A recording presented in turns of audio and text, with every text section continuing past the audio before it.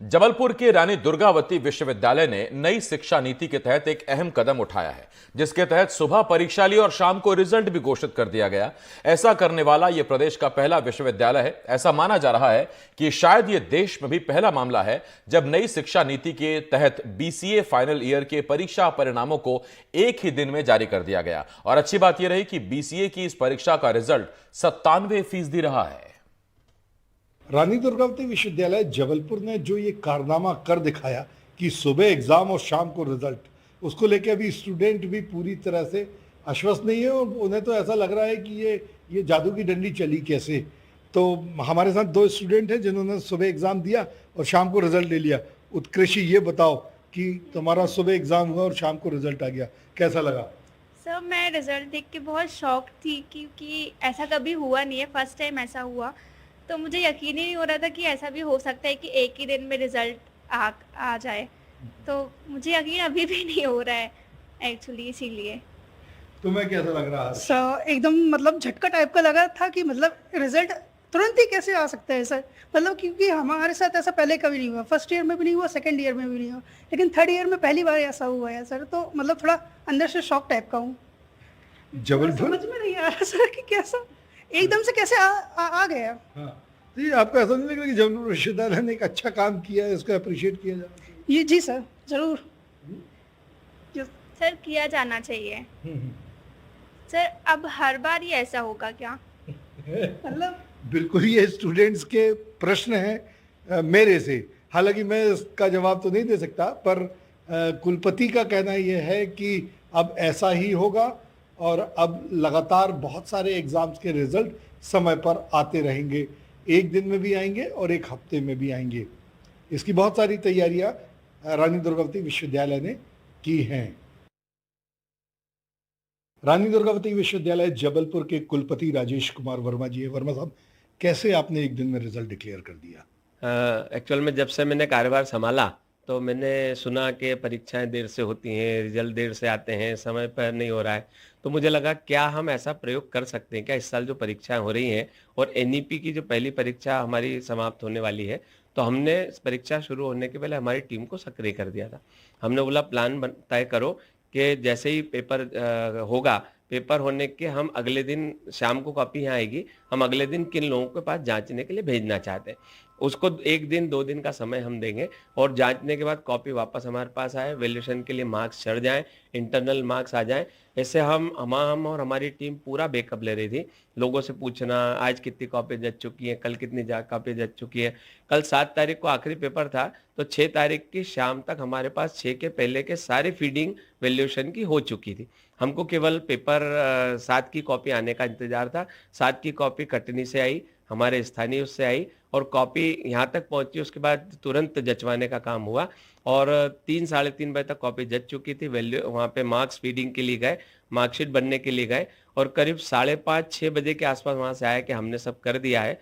फिर रिजल्ट आया, result declare किया। डिक्लेयर करने के पहले जो प्रशासकीय व्यवस्था है, चेयरमैन की साइन होना, हमारी साइन होना, पूरे ऑफिस 6:45-7 बजे तक खुला रहा और फिर सारी औपचारिकताएं पूरी करते हुए विश्वविद्यालय के लिए एक मुझे लगता है एक बहुत बड़ी उपलब्धि है और ये वाला काम हुआ। और मुझे लगता है हम आगे के कई रिजल्टों में इस तरह की प्रक्रिया को अगर हम सारा बहुत सहयोग बहुत अच्छा मिल रहा है और आगे बढ़े तो हम इस प्रयास को आगे कंटिन्यू करेंगे, मेरा ऐसा कहना है। ये आपने जो न्यू एजुकेशन पॉलिसी में है, ये पहली बार देश में ऐसा हुआ कि एक दिन में रिजल्ट आ गया और आपने इसका कोई बैकअप प्लान भी बनाया था? जी, हमने बैकअप प्लान बनाया था। सबसे पहले मैंने पूछा कि आपकी जो परीक्षा शुरू हो रही है उसमें किस परीक्षा में कितने कितने बच्चे हैं। तो सबसे पहला है कि सबसे पहली परीक्षा खत्म होगी जिसमें 44 बच्चे हैं।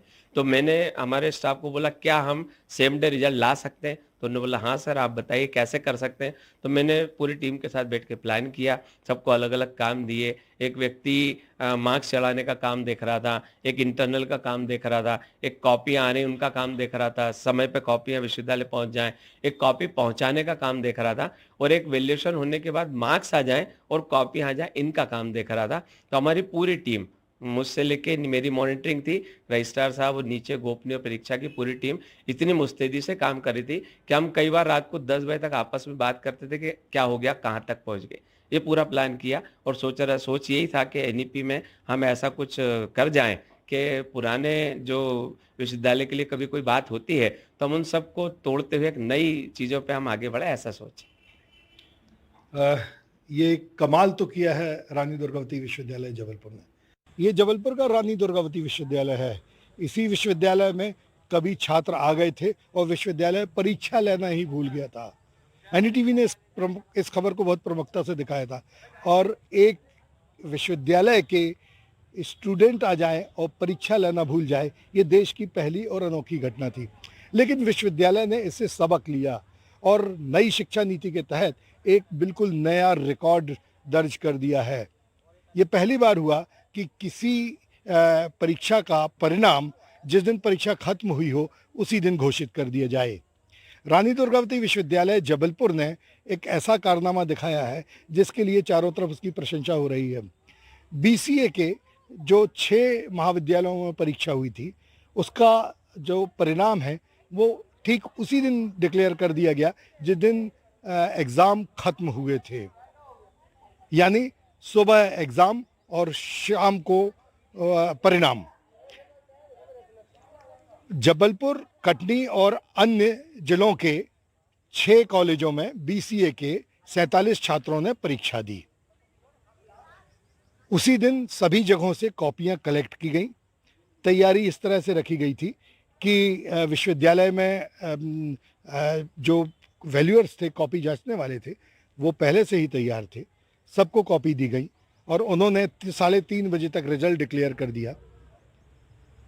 टेबुलेशन हुआ, परीक्षा सूची जारी की गई और 97% छात्र इन परीक्षाओं में उत्तीर्ण हो गए। सिर्फ एक छात्र ऐसा है जिसको पूरक परीक्षा आई थी।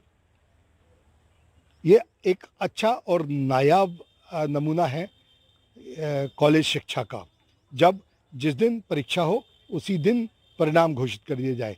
क्योंकि रानी दुर्गावती विश्वविद्यालय और मध्य प्रदेश के बहुत से विश्वविद्यालय सालों तक परिणाम घोषित ना करने के लिए बदनाम रहे हैं।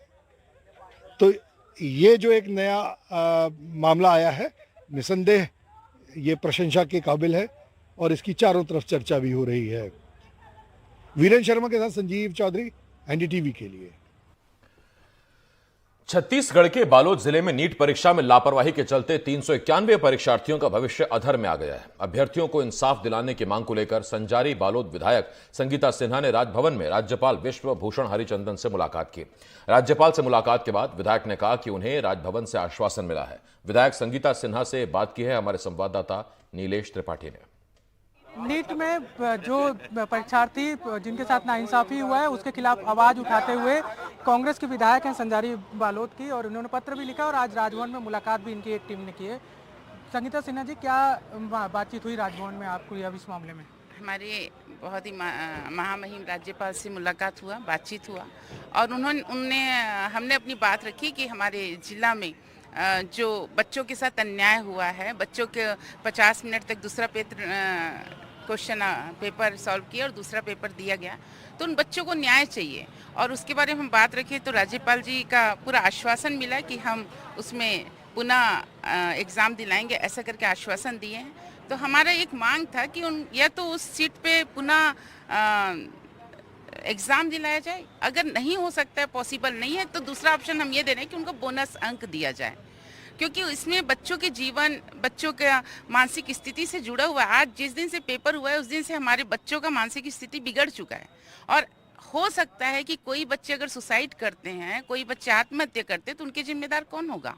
बिल्कुल, जब से ये परीक्षा में लापरवाही आई, एनडीटीवी ने भी एक मुहिम बनाकर इसको लगातार हम लोग चला रहे हैं और हमारी भी कोशिश है कि जिम्मेदारों तक बात पहुंचे और उनको इंसाफ भी मिले। किस किस स्तर पे आप लोग अपनी तरफ से पहल कर रहे हैं?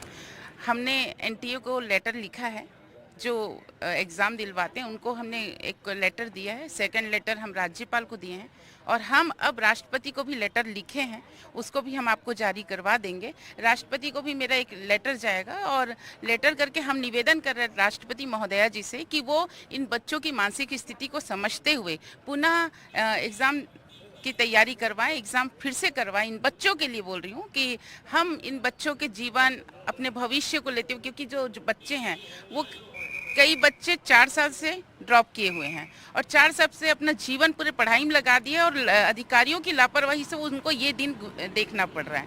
और इनसे हम निवेदन करना चाहते हैं, हम पूरे प्रशासन साथ में माननीय राष्ट्रपति महोदया जी से, कि इन बच्चों को न्याय हम दिलाने का प्रयास कर रहे हैं।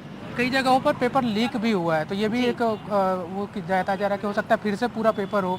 आप लोग का अपनी मांग, खासकर बालोद के बच्चे लोग या पेरेंट्स आपसे कोई मुलाकात किए हैं? हाँ जी, जैसे एग्ज़ाम हुआ नीट में तो सुबह से सब पेरेंट्स, सब बच्चे आ चुके थे, हमारे घर पे मिलने आए और सभी का मांग था। बच्चे की स्थिति तो बहुत ख़राब थी।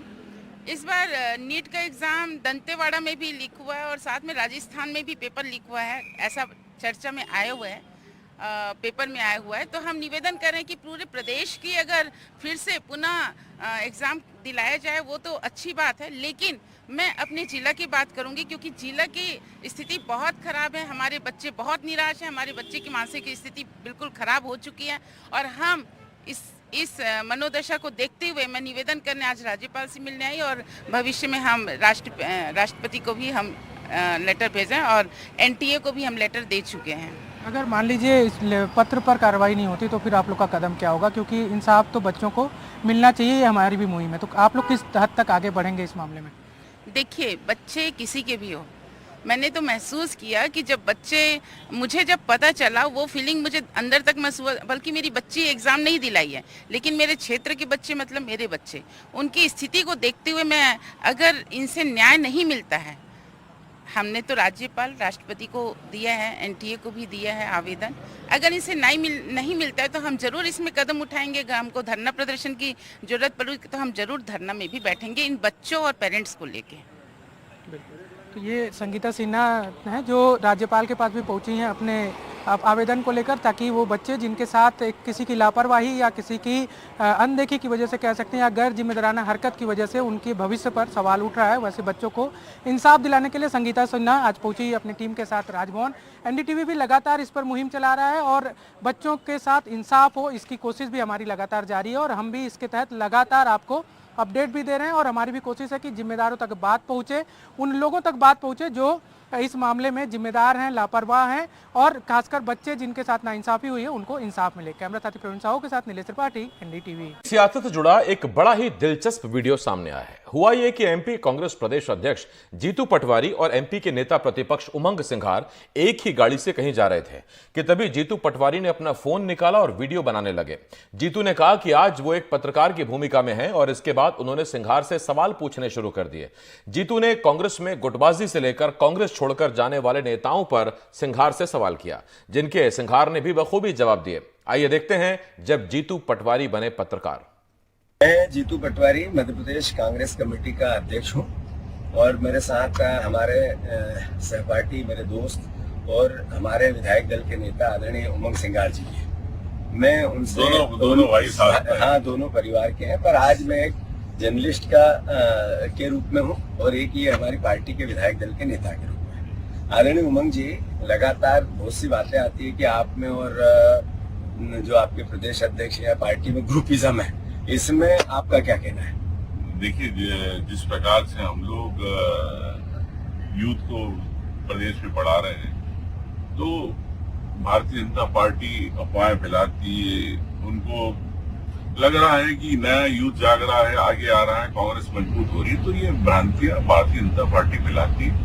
दोनों भाई हैं और कॉलेज और स्कूल के समय से साथ में राजनीति कर रहे हैं, तो ये मेन बातों में विश्वास करता हूं। अच्छा, आप जब से सीएलपी बने हैं और नए प्रदेश अध्यक्ष आए हैं, एक सवाल जनता के मन में, मीडिया के मन में है कि कई लोगों ने पार्टी छोड़ दी, इसको लेकर आपके क्या विचार है? देखिए, कुछ लोग जो मेरे को लगता है कि अपनी महत्वाकांक्षा, व्यक्तिगत महत्वाकांक्षा, जैसे पचौरी जी 75 साल में छोड़ रहे हैं, राम निवास जी पेट पे कर्ज होगा तो कर्ज पूरने के लिए छोड़ रहे हैं, तो सबकी व्यक्तिगत आस्थाएं हो गई है पार्टी से। जीतू, आजकल लोग सब अपनी आस्था रखने के बजाय व्यक्तिगत आस्था रखने लगे, तो ये बड़ा दुख की बात है। पार्टी का जो जमीनी कार्यकर्ता, उसको देखकर हमें चलना चाहिए, जब जाके पार्टी मजबूत रहती है। तो आपका इससे पार्टी का नुकसान, जब ये लोग जा रहे हैं तो पार्टी का तो नेचुरल नुकसान तो हो रहा है, इस पे क्या कहना? मेरा तो कहना है कि हर विधानसभा में कांग्रेस मजबूत है, हजारों लोग हैं, कई बड़े नेता है जो बनना चाहते हैं, हम मौके उनको मिलेंगे। तो मुझे नहीं लगता कि कहीं पर किसी विधानसभा में कमी की बात है।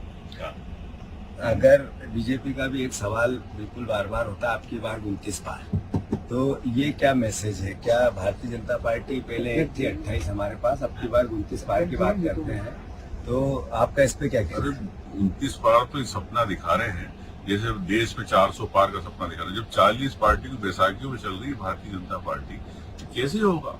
ये तो देश की मुख्य मुद्दों से अलग ध्यान भटकाना चाहते हैं। स्वाभाविक है, हर किसान चाहता है कि मेरा कर्ज माफ हो, और जिस प्रकार से किसान को बाजार का भाव नहीं मिलता है, तो हर किसान चाहेगा, हर बहन चाहेगी कि आज जिस प्रकार से भारतीय जनता पार्टी जुमलेबाजी करती है, लेकिन हम कानूनी गारंटी देना चाहते हैं 8,500 रुपये हर बहन को मिले। तो ये निश्चित तौर से ये योजना देश के लिए आगामी समय में और युवाओं के लिए जिनको 1 लाख रुपए एक इंटर्नशिप के लिए देना है, तो निश्चित तौर से एक मील का पत्थर साबित हो। और आज हम लोग जोवट हैं, गुजरात मजदूरी पर कई आदिवासी परिवार जाते हैं, तो ये 400 रुपए की जो गारंटी, कानूनी गारंटी हम कांग्रेस दे रही है, तो निश्चित तौर से यहाँ पर पलायन खत्म होगा। ये एक इस लोकसभा के लिए महत्वपूर्ण चीज है, चाहे धार लोकसभा हो चाहे खरगोन लोकसभा हो, तो निश्चित तौर से 400 रुपए अगर मजदूरी यही मिलेगी आदिवासी को, तो अपना परिवार छोड़ के नहीं आएगा, अपने बच्चे को अपनी पत्नी के साथ रहेगा। ये कांग्रेस की एक बहुत बड़ी योजना। देखिए, आज की तारीख में हम बराबर की टक्कर में हैं, 10 से 15 सीटों पे हम लोग बराबर की टक्कर में। तो मुझे लगता है कि कांग्रेस एक अच्छी सम्मानजनक स्थिति में रहेगी, और कार्यकर्ताओं का या जनता का मनोबल निश्चित तौर से आने वाले समय में बढ़ेगा, ऐसा मुझे विश्वास है।